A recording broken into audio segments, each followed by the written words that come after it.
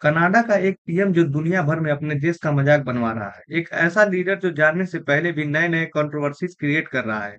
लेकिन ये सिर्फ एक मजाक नहीं है। ये भारत के लिए एक बड़ी जियोपॉलिटिकल सेटबैक का हिस्सा हो सकता है। आखिर क्यों जस्टिन ट्रूडो बार-बार इंडिया को टारगेट कर रहे हैं? इस वीडियो में हम इस सारी कंट्रोवर्सीज का एनालिसिस करेंगे। जस्टिन ट्रूडो एक ऐसा लीडर जो शायद आने वाले समय में हमको वापस देखने को नहीं मिलेगा। क्योंकि जिस तरीके से इन्होंने अपने देश की इमेज को इंटरनेशनल लेवल पर डैमेज किया है, वो किसी भी वर्ल्ड लीडर के लिए एक एग्जाम्पल बन गया है। अब बात सिर्फ ट्रूडो की ही नहीं बल्कि पूरे कनाडा की है। क्या आपको पता है कि आज कनाडा की इमेज दुनिया भर में एक जोक बन चुकी है और ये सिर्फ भारत नहीं बल्कि अमेरिका जैसे देश भी ओपनली कर रहे हैं।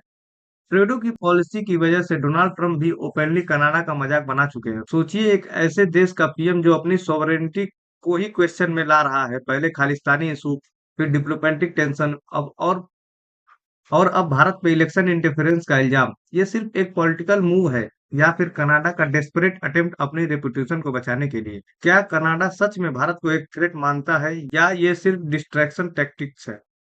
कनाडा की गवर्नमेंट ने अब ऑफिशियली ये कह दिया है कि भारत एक्टिवली उनके इलेक्शन में इंटरफेयर कर रहा है।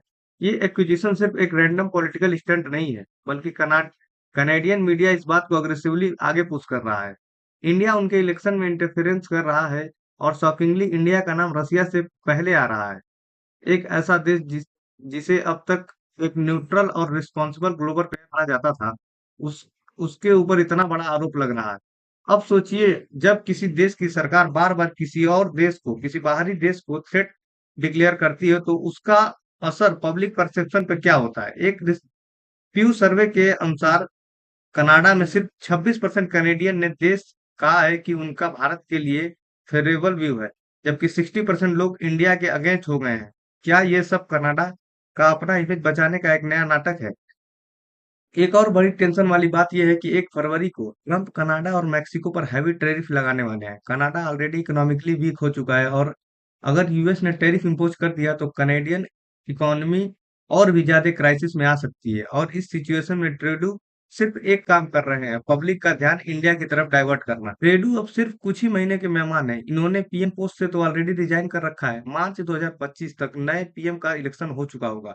लेकिन तब तक ट्रूडो और उनकी सरकार इंडिया के अगेंस्ट और कितनी कंट्रोवर्सीज क्रिएट करेगी, ये देखना इंटरेस्टिंग होगा। क्या कनाडा अपने खुद के प्रॉब्लम्स का सलूशन निकाल पाएगा या सिर्फ भारत को ब्लेम करके अपनी पूरी पॉलिटिक्स चमकाता रहेगा? अगर आपको ये एनालिसिस इंफॉर्मेटिव लगा हो तो वीडियो को लाइक करें और कमेंट करके बताएं कि क्या आपको क्या लगता है कि क्या कनाडा सच में इंडिया को एक थ्रेट मानता है या ये सिर्फ पॉलिटिकल स्टंट है?